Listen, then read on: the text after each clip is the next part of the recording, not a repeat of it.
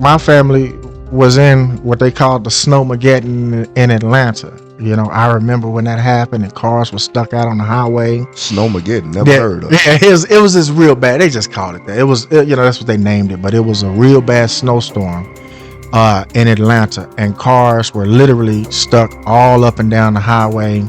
And people, Good Samaritans, had to bring gas because it was frozen. Wow. It was multiple days. And I remember, you know, my wife and I, luckily we drove and were able to make it to where they were staying.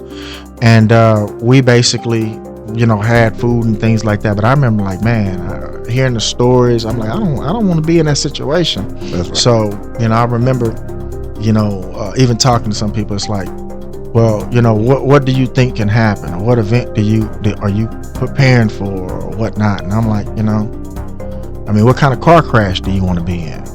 You know, I'm not saying, oh, I think that, you know, someone's gonna sideswipe me, or, you know, I think that, you know, I might hit a median, or, you know, or a car could be kept. There's all these different types of things, but I got insurance for that very reason, because I don't know what could happen. Yeah, you can't predict the future. Exactly, but that doesn't mean I'm gonna ride down the street unprepared. And it's the same thing with life, you know. Gotcha. I look at it in the 5 categories. I call it the 5 B's, you know. Okay. I remember looking as I was doing some research, hearing about the 3 B's. I put a few extra ones on there, but they're beans, and the beans represent, you know, food and water, basically.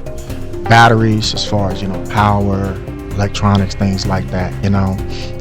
Then there's brains, you know, being able to have those plans and things like that in place.